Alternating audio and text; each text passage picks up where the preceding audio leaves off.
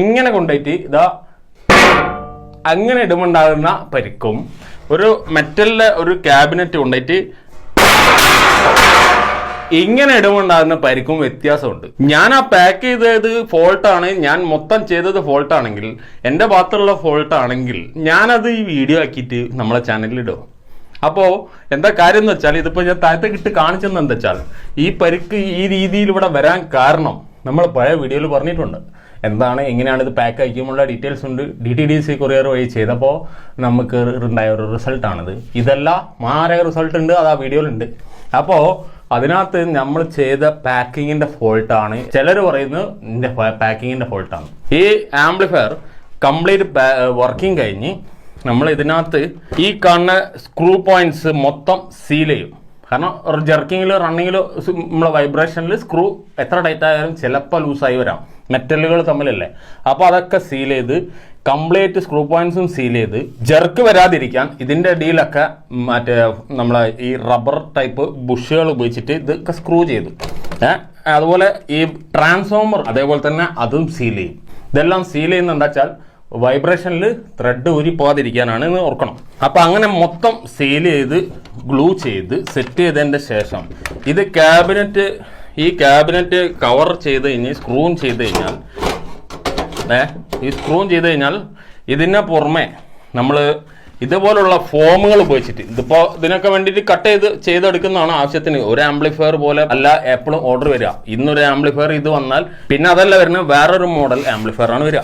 അപ്പോൾ എല്ലാത്തിനും കൂടി നമുക്ക് ഒരേ ടൈപ്പ് ഉണ്ടാക്കി വെക്കാൻ കഴിയില്ല. അപ്പോൾ അതിനനുസരിച്ച് കട്ട് ചെയ്ത് ഇതുപോലെ ഡബിൾ ട്രിപ്പിൾ ലെയറിലൊക്കെ ഫുൾ കവർ ചെയ്ത് സൈഡും ഒക്കെ കവർ ചെയ്തിട്ട് ഫ്രണ്ട് പാനലിലൊക്കെ എക്സ്ട്രാ ലെയറുകൾ ഇട്ടിട്ടാണ് ഇത് മൊത്തത്തിൽ ഇതുപോലുള്ള റാപ്പ് റോൾ ഉപയോഗിച്ചിട്ട് പ്ലാസ്റ്റർ ഫുൾ ടൈറ്റായിട്ട് റാപ്പ് ചെയ്യും. ആ കൊറിയർ അയച്ചവർ അവിടെ വന്നിട്ടുണ്ട് നമ്മുടെ വീഡിയോയുടെ താഴെ. അവരാരും ഒന്നും പറഞ്ഞില്ല കേട്ടോ. അപ്പോൾ കൊറിയർ ടീമിനെ സപ്പോർട്ട് ചെയ്യുന്നവരാണ് പറഞ്ഞത്. അതായത് ഇത്രയും കവർ ചെയ്ത് ഇതുകൊണ്ടും റാപ്പ് ചെയ്തതിൻ്റെ ശേഷം നല്ല ടൈറ്റിൽ റാപ്പ് ചെയ്യും.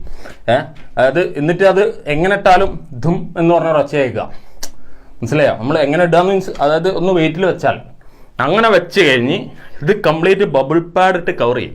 അതിൻ്റെ ശേഷം നമ്മളെ കാർഡ്ബോർഡ് ഉപയോഗിച്ചിട്ട് പാക്കിലേക്ക് ഇട്ടിട്ട് കംപ്ലീറ്റ് കയർ ഉപയോഗിച്ച് കെട്ടി അതിൻ്റെ മേലെ ഫുൾ സെല്ലോ ടാപ്പ് ഉപയോഗിച്ച്, അതായത് വീതിയുള്ള ടാപ്പ് വലിയ നല്ല സ്ട്രോങ് റോൾ ഇട്ടിട്ട് എത്ര റോളായിമ്പോൾ ചുറ്റുന്നുണ്ട് എന്നുള്ളത് എനിക്കറിയാം.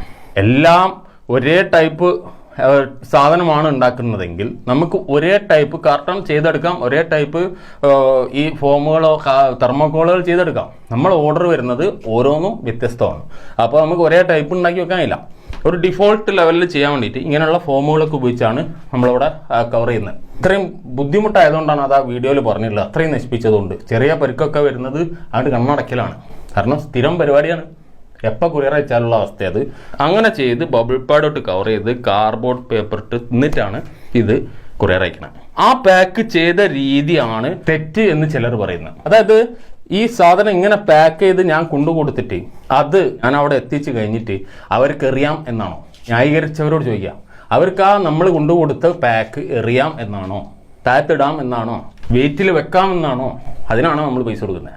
വളരെ സൂക്ഷിച്ച് സേഫായി ഒരു പോറൽ പറ്റാതെ അവിടെ എത്തിക്കണം. അതവരെ കടമ, അവരുടെ ഉത്തരവാദിത്തം. അതാണ് അവർ ചെയ്യേണ്ട സർവീസ്. അതിന് അവർക്ക് എക്സ്ട്രാ പൈസയും വാങ്ങാം. ഇൻഷൂർ ചെയ്താൽ കൂടുതൽ സേഫായിട്ട് എത്തും എന്നവർ പറയുന്നുണ്ട്. പക്ഷേ ഇൻഷൂറിന് ഒരുപാട് പൈസയാവും. ഇൻഷൂർ ചെയ്താലറിയാം ഞാൻ അത് സേഫായിട്ട് എത്തുമെന്ന്. ആ ന്യായീകരിച്ചവരോട് ഉദ്ദേശിച്ചിട്ടാണ് ഈ വീഡിയോ. അതായത് നമ്മളെ പാക്കിങ് മോശമായിക്കോട്ടെ, ഞാനിതൊന്നും ചെയ്യുന്നില്ല. എക്സാമ്പിൾ പറയാം, ഞാനിതൊന്നും ചെയ്യുന്നില്ല. ജസ്റ്റ് ഒരു ആംപ്ലിഫയർ വന്ന് വിചാരിക്കുക, ഇത് 4 സ്ക്രൂവും ചെയ്ത് ജസ്റ്റ് ഇത് വെച്ച് ജസ്റ്റ് ഒന്ന് കവർ ചെയ്ത് അതിന് അഡ്രസ്സ് ഒട്ടിച്ച് ഞാൻ കൊറിയർ സർവീസ് കൊടുത്താൽ അത് അവിടെ പോയിന്റിലെത്തണം. അതല്ല അതിൻ്റെ ഡീല്.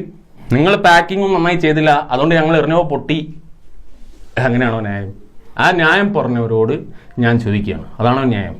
ഞാൻ ഒരു പാക്കും ചെയ്യാതെ അയച്ചാലും അവിടെ എത്തണം, സേഫായി എത്തണം. സേഫായി എത്തിക്കുകയാണെങ്കിൽ അവർ ഈ സർവീസ് ചെയ്യേണ്ട ആവശ്യമില്ല. ഞാൻ എന്താ ചെയ്യുന്നത്, ഞാനിപ്പോൾ നേരിട്ട് ഇപ്പോൾ ഇനി വിളിക്കുന്നവരോടും ഇനിയിപ്പോൾ ഓർഡർ എടുത്തവരോടും പറഞ്ഞു ഞാൻ നേരിട്ട് എത്തിച്ചേരാം. ആ കൊറിയർ ചാർജ് എത്രയാണ് വരുന്നത്, ഏകദേശം അതിൻ്റെ അടുത്ത് ചാർജ് എനിക്ക് തന്നാൽ മതി. ഞാൻ ട്രെയിനിലോ ബസ്സിലോ ഏത് രീതിയിലായാലും അവിടെ എത്തിച്ചേരാം, ഒരു പ്രശ്നമില്ല.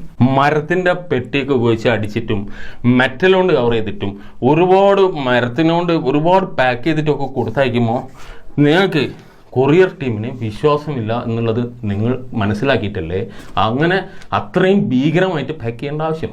ജസ്റ്റ് ഒരു ചോദ്യമാണ്. എനിക്ക് അറിവില്ലാത്തതുകൊണ്ട് ചോദിക്കുകയാണെങ്കിൽ ക്ഷമിക്കുക.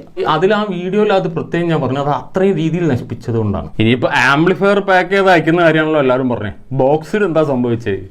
മരത്തിനെ പെട്ടിയിൽ ആംപ്ലിഫയർ പാക്ക് ചെയ്ത് അയച്ചാൽ സേഫായി എത്തും എന്ന് പറയുന്നു. അവർ എറിഞ്ഞ് ഉരുട്ടി മറിച്ച് ചവിട്ടി കൂട്ടി അവിടെ എത്തിച്ചാലും ആ ഉള്ളിലുള്ള സാധനം സേഫാണ്.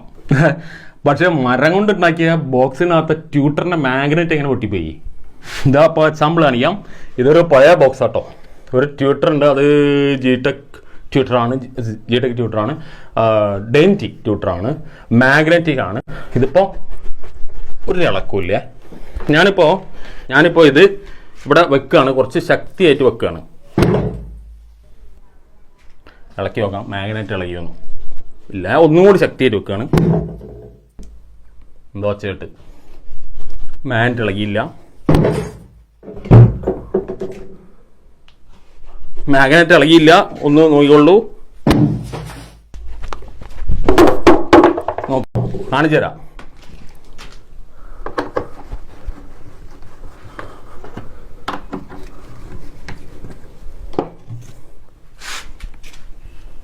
Live proof. ആ മൂഫർ ട്യൂട്ടർ പോയാലും വേണ്ടിയില്ല, എനിക്കത് തെളിയിച്ചേ പറ്റൂ. മാഗ്നറ്റ് ഏത് രീതിയിലാണ് അത് പൊട്ടിയതെന്ന് മനസ്സിലായല്ലോ.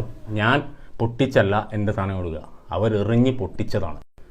ഉത്തരവാദിത്തമില്ലായ്മയാണ് അത് നശിക്കാൻ കാരണം, എൻ്റെ പാക്കിംഗ് അല്ല. ഞാൻ ഇങ്ങനെ ഈ ബോക്സ് അയച്ചാലും അത് അവിടെ എത്തണം, അതാണ് എൻ്റെ ഡിമാൻഡ്. അത് ഞാൻ ആവശ്യപ്പെടുന്നത് അവരോട് അതാണ്, സേഫായി അവിടെ എത്തിക്കുക. അല്ലാതെ സേഫ് അല്ലാതെ ഉരുട്ടിമറിച്ച് കൊണ്ടുപോകാനല്ല നമ്മൾ അങ്ങനെയുള്ള സർവീസ് കൊടുക്കുന്നത് എന്നാണ് എൻ്റെ അഭിപ്രായം. അതല്ല ഇങ്ങനെയുള്ള പാർസൽ സർവീസുകൾക്ക് അത് ഉരുട്ടിമറിച്ച് ചവിട്ടി കൂട്ടി കൊണ്ടുപോകാം എന്നാണ് നിങ്ങൾ പറയുന്നതെങ്കിൽ അത് നിങ്ങൾ കമൻറ്റിൽ അറിയിക്കുക. അതിനെ പറ്റി ഒന്ന് പഠിക്കാമല്ലോ.